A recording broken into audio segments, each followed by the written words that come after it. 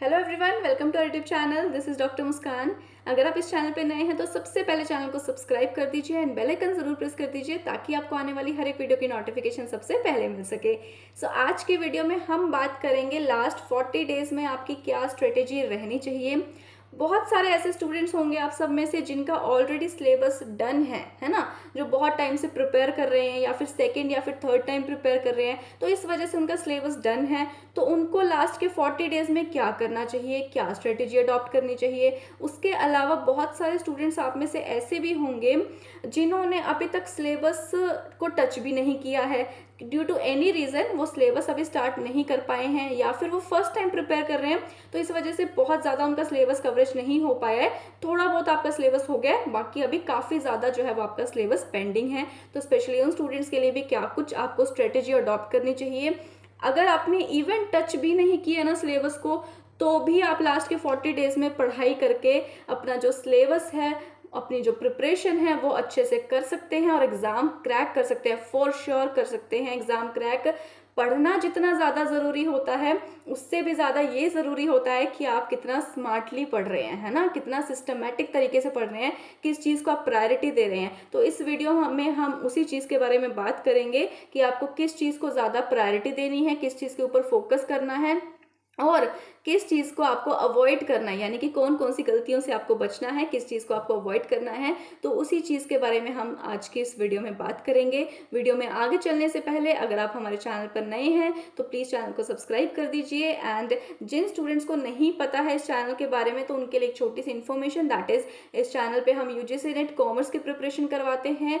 Commerce के already मैंने बहुत सारे मैराथन वीडियोस डाल रखे हैं, यानी कि आपका पूरा जो यूनिट है वो एक एक वीडियो में हो जाएगा। लगभग 6-6 घंटे की, 8-8 घंटे की, 9-9 घंटे के वीडियो लेक्चर्स हैं जिनको आप देख सकते हैं। पूरा यूनिट जो है वो आपका एक वीडियो में हो जाएगा। तो ऑलरेडी वो हमारे चैनल पर अपलोडेड है, आप देख सकते हैं। उसके अलावा जो है यूजीसी नेट पेपर 1 का, जो बच्चे कॉमर्स बैकग्राउंड से नहीं हैं और या कॉमर्स बैकग्राउंड से भी हैं, तो यूजीसी नेट पेपर 1 का भी अभी मैंने कुछ दिन पहले कोर्स स्टार्ट किया है। उसके लिए एनरोल करने के लिए जो आपको एप्लीकेशन का लिंक है वो आपको डिस्क्रिप्शन बॉक्स में मिल जाएगा। आप डायरेक्टली भी प्ले स्टोर पे जाएंगे, वहाँ पर लिखेंगे कॉमर्स क्लासेस बाय डॉक्टर मुस्कान, तो भी एप्लीकेशन आ जाएगा। वहाँ से भी आप इंस्टॉल कर सकते हैं, डाउनलोड कर सकते हैं। उसके अलावा जो है आपको डिस्क्रिप्शन बॉक्स में भी लिंक मिल जाएगा, वहाँ से भी इंस्टॉल कर सकते हैं। तो यूजीसी नेट पेपर 1 का भी कोर्स आप वहाँ से ज्वाइन कर सकते हैं, ठीक है। तो अभी हम बात करते हैं स्ट्रेटेजी की, राइट, कि लास्ट 40 डेज़ के अंदर आप क्या स्ट्रेटेजी अडॉप्ट कर सकते हैं। सबसे पहले हम बात करेंगे उन स्टूडेंट्स की जिनका ऑलरेडी बहुत सारा सिलेबस हो चुका है, जो सेकेंड टाइम या थर्ड टाइम प्रिपेयर कर रहे हैं, या उनका सिलेबस कवरेज हो चुका है, यानी कि वो बहुत ज़्यादा टाइम से अपनी प्रिपरेशन उन्होंने स्टार्ट की हुई है, बहुत लंबा टाइम हो गया उन्हें प्रिपरेशन स्टार्ट किए हुए, तो उनके ऑलरेडी सारे नोट्स भी रेडी हैं, सब कुछ रेडी है। तो अभी लास्ट के 40 डेज़ में आपको क्या करना चाहिए ना, सबसे पहला पॉइंट, बहुत सारे पॉइंट्स इसमें हम डिस्कस करेंगे। सबसे पहला पॉइंट जो रहेगा वो रहेगा दैट इज रिवीजन। बहुत सारे स्टूडेंट्स ऐसी गलती करते हैं कि वो पूरा जो है वो कट टू कट सिलेबस तो कर लेंगे, सिलेबस सारा कवर कर लिया, नोट्स बना लिए, बट एट द एंड जब रिवीजन की बारी आती है तो वो एक बार ही करके छोड़ देते हैं। तो यहीं पे बच्चे गलती करते हैं आप सब। तो यहाँ पे आपको ये गलती नहीं करनी है। यहाँ पे आपको क्या करना है कि लास्ट 40 डेज पेंडिंग है, आपको क्या करना है कि लाइक फॉर एग्जांपल शुरुआत में सुबह सुबह जो है वो आप 3-4 घंटे में आप यूनिट 1 जो है वो एक यूनिट जो है वो पेपर 1 का सॉल्व कर सकते हैं, रिवाइज कर सकते हैं, गो थ्रू कर सकते हैं। और उसके बाद इवनिंग में जो है आप कॉमर्स का, अगर आपका पेपर 2 कॉमर्स है और अगर आपका पेपर 2 कॉमर्स नहीं है या कोई भी आपका जो सब्जेक्ट है उसका एक यूनिट आप गो थ्रू कर सकते हैं। आपने मॉर्निंग में पूरा का पूरा एक यूनिट है वो रिवाइज कर लिया, उसके बाद इवनिंग में आपने पूरा यूनिट रिवाइज कर लिया। ऐसे ऐसे करके आपके 10-12 दिन में पूरे यूनिट्स रिवाइज हो गए, है ना। उसके बाद उसको रिपीट रिवाइज करो। ऐसा नहीं कि बस एक बार रिवाइज कर लिया और हो गया, ऐसा नहीं करना है। उसको आपको रिपीटेशन पे रिवाइज करना है। कम से कम आपको 2 से 3 बार आपका सारा का सारा सिलेबस जो है उसको रिवाइज करना है, उसको गो थ्रू करना है, ठीक है। जब तक आप सिलेबस को गो थ्रू नहीं करेंगे तो कॉन्सेप्ट जो है वो माइंड में फिट नहीं बैठेंगे, है ना। जितनी ज़्यादा बार आप रिवाइज करेंगे उतने ज़्यादा जो कॉन्सेप्ट्स की अंडरस्टैंडिंग है वो बढ़ती है, उसकी क्लैरिटी बढ़ती है, ठीक है। सो ये तो था पहला पॉइंट, दैट इज रिवीजन, जहाँ पे आपको कंप्लीट सिलेबस को रिवाइज करना है। उसके बाद सेकेंड पॉइंट आता है दैट इज जो आपने मान लो फॉर एग्जांपल आपने सुबह आज टीचिंग एप्टीट्यूड रिवाइज किया है, अपने सारे नोट्स में से रिवाइज किया है, देन उसके बाद ना बैठ करके 1 घंटा 2 घंटा टीचिंग एप्टीट्यूड के ही एमसीक्यूज करो, यानी कि यूनिट वाइज आपको क्वेश्चन सॉल्व करने रहेंगे। अभी एंड टाइम में, यानी कि 40 डेज अभी पेंडिंग है, अभी बहुत ज़्यादा एंड टाइम भी नहीं आया है, बट क्योंकि फेस्टिवल्स के दिन चल रहे हैं तो बहुत बच्चे जो है वो, बच्चों की पढ़ाई भी थोड़ी डिस्टर्ब हो जाती है कहीं ना कहीं। तो उस पॉइंट ऑफ व्यू को ध्यान में रखते हुए यहाँ पे जो है आपको क्या करना है, आपको एमसीक्यू सॉल्व करने हैं जितने ज़्यादा हो सके। ना तो सिर्फ और सिर्फ आपको नॉर्मल एमसीक्यू सॉल्व करने हैं, आपको प्रीवियस ईयर के क्वेश्चंस भी सॉल्व करने हैं। और ऐसा भी मत सोचना कि सिर्फ और सिर्फ प्रीवियस ईयर के कर लेंगे हो जाएगा काम, ऐसा भी मत सोचना। प्रीवियस ईयर के भी करने हैं, उसके अलावा जो आपके सब्जेक्ट से रिलेटेड या आपके टॉपिक से या आपके यूनिट से रिलेटेड जो नॉर्मल एमसीक्यूज रहते हैं वो भी आपको अच्छे से सारे के सारे सॉल्व करने, उसकी प्रैक्टिस करनी है। इवनिंग में जो आपने पेपर 2 का कोई यूनिट रिवाइज किया है तो नाइट में बैठ करके उसकी भी आपको अच्छे से एमसीक्यूज की प्रैक्टिस करनी है। देखो बच्चा, अभी आपकी मेहनत तो बहुत ज़्यादा जाएगी, है ना। आप लाइक सुबह आप एक यूनिट रिवाइज कर रहे हैं, फिर आप उसके एमसीक्यूज कर रहे हैं, देन शाम को आप फिर से दूसरा यूनिट रिवाइज कर रहे हैं, देन आप उसके एमसीक्यूज कर रहे हैं। तो कहीं ना कहीं पेपर 1 और पेपर 2 को आप साथ साथ लेकर के चल रहे हैं, है ना। एमसीक्यूज भी सॉल्व करने हैं, तो मेहनत तो देखो बच्चा जाएगी इसमें, बट इट्स बेटर कि आप अभी 1-1.5 महीने की मेहनत ज़्यादा कर लो और उसके बाद नेक्स्ट, ताकि फर्दर 6 महीने आपको दोबारा से मेहनत ना करनी पड़े, है ना। तो यही अच्छा रहता है, हम एक बार अच्छे से मेहनत कर लें। तो यहाँ पे मैं आपको यही सजेस्ट करूँगी, यही एडवाइस करूँगी कि सबसे पहले तो आपको क्या करना है, जितना भी आपका सिलेबस है वो ऑलरेडी हो चुका है, आपका डन है, तो उस केस में आपको क्या करना है, अपने जितने भी जो नोट्स हैं उनको आपको अच्छे से रिवाइज करना है। Revision is the first point. उसके बाद सेकंड नंबर पे आ जाता है कि आपको अच्छे से उन्हीं के यूनिट्स की यूनिट वाइज एमसीक्यूज की प्रैक्टिस प्लस आपको प्रीवियस ईयर क्वेश्चन सॉल्व करने हैं। अभी जो थर्ड पॉइंट आ जाता है दैट इज, आपको ना जब आपके यूनिट वाइज एमसीक्यूज हो जाएंगे ना, एक बार आपके यूनिट वाइज एमसीक्यूज हो गए हैं, उसके बाद आपको क्या करना है, लास्ट के जब 10-15 दिन बचेंगे आपको पूरे पूरे पेपर सॉल्व करने हैं विद टाइमर। यानी कि फॉर एग्जांपल आप 9 से 12 बजे तक बैठे हैं, तो उस टाइम पे आप जब बैठे हैं पढ़ने के लिए तो 9 से 12 बजे तक आपको विद टाइमर पूरा पेपर सॉल्व करना है। इससे क्या होगा, 2 चीज़ें होंगी। पहली बात तो एक जो साइकोलॉजिकल प्रेशर होता है ना कि हाँ भाई टाइमिंग बच्चे मैनेज नहीं कर पाते हैं, वो आपका उस चीज़ की आपकी प्रैक्टिस हो जाएगी। सेकेंड नंबर पे क्या होगा ना, आपने ऑलरेडी एक क्वेश्चन किया, जब आप यूनिट वाइज टीचिंग एप्टीट्यूड के एमसीक्यू सॉल्व कर रहे थे, उसके प्रीवियस ईयर क्वेश्चन सॉल्व कर रहे थे, तब आपने एक क्वेश्चन सॉल्व किया, राइट। वही सेम क्वेश्चन जब आप पूरा पूरा पेपर सॉल्व करेंगे तो वही क्वेश्चन उसमें भी आएगा, रिपीट मोड पे आएगा, है ना। पहली बार में क्या होता है कि अपने सारे क्वेश्चन तो ऑब्वियसली सही नहीं होते हैं, तो उस टाइम पे क्या होता है, बहुत सारे क्वेश्चन गलत भी होते हैं, बहुत सारे हो सकता है अपने अपनी अंडरस्टैंडिंग से वैसे कुछ तुक्का वक्का मार दिया हो, है ना, तो वो सही हो गया हो। तो बस कहीं ना कहीं उसको पक्का करने के लिए आपको चाहिए कि आप वही क्वेश्चन को क्या करें, रिपीट मोड पे दोबारा से सॉल्व करें। और वो कैसे कर सकते हैं, उन्हीं क्वेश्चन को दोबारा नहीं करना, अब प्रीवियस ईयर के पूरे पूरे पेपर सॉल्व कीजिए। ये सबसे बेस्ट स्ट्रेटेजी रहती है, सबसे बेस्ट एंड बोनस टिप आप समझ के चल सकते हैं अपनी प्रिपरेशन के लिए। कट टू कट आप सिलेबस कितना मर्जी कर लीजिए, बट जब तक आपको एक डिसीजन मेकिंग एबिलिटी आपकी डेवलप नहीं होगी ना, तब तक आप का एग्जाम क्रैक होना थोड़ा सा डिफिकल्ट हो जाता है ना। इम्पॉसिबल नहीं होता है, ऑब्वियसली डिफिकल्ट हो जाता है, क्योंकि यहाँ पे ultimately at the end exam के अंदर आपको एमसीक्यूज के फॉर्म में क्वेश्चन आते हैं, तो उसकी प्रैक्टिस आपको होनी चाहिए। और ऑब्वियसली सिलेबस कवरेज में आप कर करके, हम बहुत ज़्यादा तो नहीं कर सकते ना, चाहे मैं हूँ चाहे आप हैं, सारे थ्योरीज सारे मॉडल सब कुछ हम लोग नहीं कवर कर सकते हैं एक ही बार में, है ना। तो फिर यहाँ पे क्या चाहिए, जब हम एक क्वेश्चन करते हैं तो बदले में 4 नए कॉन्सेप्ट्स को सीखते हैं। तो जब हम नए नए 4 कॉन्सेप्ट्स को एक क्वेश्चन में सीख पा रहे हैं तो वो ज़्यादा बेटर हुआ, है ना। तो वहाँ पे फिर ये चीज़ ज़रूरी हो जाती है, तो इस टाइम पे आपको ये चीज़ करनी सबसे बेस्ट रहेगी। अब हम चलते हैं सेकेंड नंबर पे। सेकेंड सिचुएशन में अगर आप ऐसे स्टूडेंट्स में से हैं जिनकी अभी तक आपने अभी प्रिपरेशन जस्ट स्टार्ट की है, या फिर जस्ट थोड़ा सा सिलेबस आपने कवरेज किया है उसका सिलेबस का, जस्ट 10-15 दिन पहले आपने प्रिपरेशन स्टार्ट की है, तो ऐसे सिचुएशन में स्टूडेंट्स को क्या करना चाहिए। तो अभी बहुत सारे ना स्टूडेंट्स ऐसे भी होते हैं जो लास्ट के 10-15 दिन में भी पढ़ के एग्ज़ाम क्रैक कर लेते हैं। वो कैसे करते हैं वही मैं आपको बताऊंगी इस वीडियो में। मेरा ना खुद के एक्सपीरियंस के बेसिस पे मैं आपको एक बात बोल रही हूँ। जिस दिन जब मैंने प्रिपरेशन की थी ना, जिस दिन मैंने जो सिलेबस है, कट टू कट सिलेबस करना, पॉइंट टू पॉइंट्स, जस्ट आप एनटीए नेट का सिलेबस आप सामने खोल के बैठे हैं और उसको बस मैं कट टू कट सिलेबस को टॉपिक वाइज कवर करे जा रही हूँ, उस चीज़ को मैंने टाइमिंग देना कम कर दिया था, उस चीज़ को मैंने प्रायोरिटी देना कम कर दिया था। उसके बदले में जो टॉपिक्स हैं उनके क्वेश्चन सॉल्व करने हैं। प्रीवियस ईयर के पूरे पूरे पेपर मैंने बैठ के सॉल्व किए हुए हैं, पूरे पूरे जो प्रीवियस ईयर के यूनिट वाइज जो क्वेश्चन रहते हैं वो सॉल्व किए हैं, ना सिर्फ और सिर्फ प्रीवियस ईयर के बल्कि उसके अलावा भी लगभग थाउजेंड मैंने एमसीक्यूज जो है वो यूनिट वाइज वहाँ पे सॉल्व किए थे जब मैंने प्रिपेयर किया था।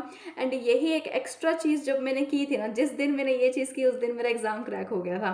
तो मैं बस अपने ही एक्सपीरियंस आपके साथ शेयर कर रही हूँ कि आपको क्या करना है। बहुत सारे ना उस टाइम पे यूनिट्स होते हैं जब हम बच्चे होते हैं, तो हमारा ऑब्वियसली सी बात है हर एक चीज़ के ऊपर कमांड हमारी नहीं होती है ना, बड़े भी हो जाते तब भी हर एक चीज़ के ऊपर कमांड नहीं होती है। आपने +1 से लेकर के मास्टर्स तक पढ़ाई की है तो डेफिनेटली आपके कुछ ऐसे यूनिट्स रहे होंगे जिसके ऊपर आपकी कमांड होगी, कुछ ऐसे सब्जेक्ट्स रहे होंगे जिसके ऊपर आपकी कमांड होगी, जिसके अंदर आपका बहुत ज़्यादा इंटरेस्ट होगा, जो आपको इजी लगते हैं, है ना। बहुत सारे ऐसे बच्चे होते हैं जिनको इकोनॉमिक्स बहुत अच्छी लगती है, अकाउंट्स बहुत अच्छा लगता है। कुछ ऐसे बच्चे होते हैं जो इनकम टैक्स से डरते हैं, कुछ को बहुत अच्छा लगता है इनकम टैक्स करना, है ना। तो कहीं ना कहीं बहुत सारे ऐसे यूनिट्स होते हैं, बहुत सारे ऐसे सब्जेक्ट्स होते हैं जिनके ऊपर हमारी कमांड होती है, कुछ ऐसे सब्जेक्ट्स होते हैं जिनके ऊपर हम वीक होते हैं, है ना। तो यहाँ पे बेसिकली अभी हम पूरी स्ट्रेटेजी डिटेल में डिस्कस करते हैं कि दो चीज़ें होती हैं। पूरी स्ट्रेटेजी मैं आपको डिटेल में बताऊंगी अभी। यहाँ पर दो चीज़ें होती हैं, है ना। दो चीज़ें मतलब एक तो हो गया एमसीक्यूज क्वेश्चंस, एक हो गया सिलेबस। तो पहले हम बात करते हैं सिलेबस की। तो सिलेबस ना, पूरा सिलेबस आप खोल के बैठो सारे यूनिट्स, और फिर वहाँ पे वो यूनिट्स आप उठाओ जिनमें आपका इंटरेस्ट है, जो आपको ईजी लगते हैं, जिन पे आपकी थोड़ी बहुत कमांड है, ठीक है। उनका आप सिलेबस कवर करो। अभी फिर भी 40 डेज पड़े हैं तो बहुत अच्छा खासा टाइम है आपके पास। अभी 10-15 दिन आप आराम से सिलेबस और कर सकते हैं अच्छे से। तो आप सिलेबस कवरेज की तरफ ध्यान दीजिए अभी। और उसके बाद जो यूनिट्स ऐसे आपको लग रहे हैं कि इसके ऊपर कमांड नहीं है या टफ लगता है या बहुत बड़ा यूनिट है, इवन कुछ यूनिट्स ऐसे होते हैं, लाइक मैं भी अगर करने बैठूं तो, या आप भी करने बैठे, जब मैं प्रिपेयर करती थी तो मुझे ऐसा लगता था कि यार करने बैठे हैं तो 10-15 दिन तो पूरा पूरा सिलेबस में निकल जाएंगे, एक यूनिट लेकर के बैठे रहेंगे, है ना। तो फिर ऐसे में करना क्या चाहिए, तो ऐसे में सिलेबस के पीछे भाग देना छोड़ देना चाहिए, ठीक है। सिलेबस के पीछे मत भागो, सिर्फ और सिर्फ उतना ही देखो सिलेबस की तरफ कि आपको टॉपिक पता रहे, तो उन टॉपिक के आप क्वेश्चन सॉल्व करो। तो यहाँ पे आपके लिए बेस्ट स्ट्रेटेजी मैं आपको यही एडवाइस करूंगी मेरी तरफ से कि अभी आपके पास इतना ज़्यादा टाइम नहीं है कि आप सारे यूनिट्स का पेपर 1 एंड पेपर 2 के सभी यूनिट्स को आप कवर कर सकते हैं, है ना, सिलेबस कवरेज कर सकते हैं। तो ऐसे सिचुएशन में आपको क्या चाहिए, आप जो है वो सबसे पहले तो यूनिट वाइज क्वेश्चंस को सॉल्व करो। यूनिट वाइज में नॉर्मल एमसीक्यूज भी रहने चाहिए, साथ ही साथ पिछले 4-5 साल के कम से कम प्रीवियस ईयर के क्वेश्चंस भी रहने चाहिए। ये तो हो गया जी एक चीज़। उसके बाद सेकेंड नंबर पे पूरे पूरे पेपर उठाओ और उन्हें सॉल्व करो। वही क्वेश्चन जो आपने यूनिट वाइज में किया है प्रीवियस ईयर में, वही सेम क्वेश्चन जो है वो आपका दोबारा से रिपीट मोड पे जब आप पेपर सॉल्व करने बैठोगे तब हो जाएगा। एक क्वेश्चन 2 बार हो गया तो पक्का हो जाएगा माइंड में और आपको एग्जाम में प्रॉब्लम नहीं आएगी।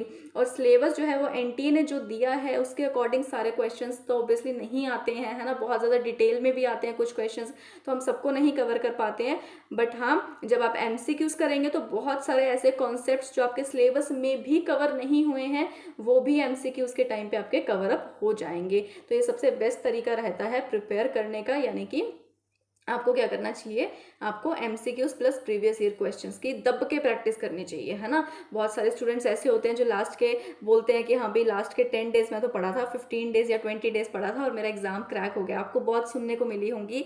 तो बस बेसिकली वो यही स्ट्रेटेजी अडॉप्ट करते हैं कि कहीं ना कहीं जो प्रीवियस ईयर के क्वेश्चन पेपर हैं उन्हें उठाते हैं, पूरा पूरा सॉल्व करते हैं। उसके अलावा जो है जो अदर जो नॉर्मल एमसीक्यूज रहते हैं यूनिट वाइज वो सॉल्व करते हैं और इसी से एग्जाम क्रैक हो जाता है। और स्पेशली वो यूनिट्स जिनमें आप बहुत ज़्यादा वीक हैं और आपको पता है कि हाँ भी इसको हम लेके बैठेंगे ना तो हमारा महीना तो इसी में निकल जाएगा, तो उन यूनिट्स को आप साइड में रख दीजिए, उन यूनिट्स को आप छोड़ दीजिए। हाँ, बट उन यूनिट्स के एमसीक्यूज जरूर कीजिए। सिलेबस वाइज छोड़ना है, एमसीक्यूज वाइज नहीं छोड़ना है। तो एमसीक्यूज तो करने ही करने हैं उसके, ठीक है। लाइक फॉर एग्जाम्पल आप कॉमर्स में इनकम टैक्स छोड़ते हैं तो इनकम टैक्स छोड़ दिया, इट्स ओके, कोई दिक्कत वाली बात नहीं है, बट उसके एमसीक्यूज तो जरूर से कीजिए, ठीक है। छोड़ना वैसे कुछ नहीं है, उस पॉइंट ऑफ व्यू से एमसीक्यूज कीजिए ताकि आपका वो यूनिट ऑब्जेक्टिव वाइज रेडी हो जाए। उसके अलावा जो है फॉर एग्जांपल पेपर 1 है, तो पेपर 1 में अगर हम बात करें, मैथ की बात करें, तो मैथ इतना ज़्यादा वाइड हो जाता है, बहुत बच्चे ऐसे होते हैं जिनका मैथ वीक होता है। इस सिचुएशन में उन स्टूडेंट्स को क्या करना चाहिए, एक बार मैथ रख दो साइड में, रीजनिंग वगैरह रख दो साइड में, थोड़ी बहुत जब आप पूरा पूरा पेपर सॉल्व करेंगे उसके अंदर थोड़ी बहुत प्रैक्टिस हो जाएगी आपकी, है ना। इट्स बेटर कि आप उन यूनिट्स पे फोकस कीजिए जिनमें आप अच्छे से कर सकते हैं, एटलीस्ट आप उनमें अच्छा स्कोर कीजिए, है ना। जो यूनिट्स में आप अच्छा नहीं कर पा रहे हैं, जिनमें बहुत ज़्यादा टाइम लगेगा, उस पर करेंगे, ध्यान देंगे ज़्यादा, तो वो यूनिट भी छूट जाएंगे जिन पे आप अच्छा कर सकते हैं। तो इट्स बेटर कि आप उन पे ज़्यादा फोकस कीजिए। और सबसे बढ़िया और मेजर स्ट्रेटेजी जो है वो लास्ट के 1-1.5 महीने में यही रहती है नॉर्मली, कि आप जितने ज़्यादा हो सके, जितने ज़्यादा हो सके, मतलब आप थक जाओ, आप अक जाओ, मतलब यार एक क्वेश्चन है 4 बार कर लिया, आगे समझ अब हमें इस क्वेश्चन का आंसर ये है, जब तक ऐसा ना हो जाए ना तब तक क्वेश्चंस करते रहो करते रहो, जब तक आपके जो है वो मैक्सिमम स्कोर ना होने लगे ना पेपर के अंदर, तब तक क्वेश्चंस करते रहो, तब तक आप पेपर को सॉल्व करते रहो, पूरे पूरे 3-3 घंटे बैठ करके पेपर सॉल्व करो, जब तक आपके मैक्सिमम क्वेश्चन सही ना होने लग जाएं।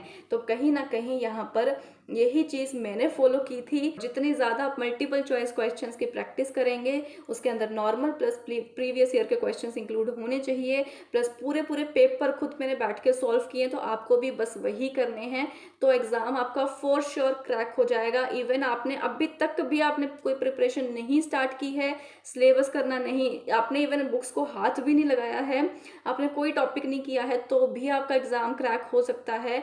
सिर्फ और सिर्फ आपको ये स्ट्रेटेजी अडॉप्ट करनी रहेगी जो मैंने आपको बताई है, ठीक है। सो आज के लिए इतना ही, ये आप स्ट्रेटेजी ज़रूर से फॉलो कीजिए।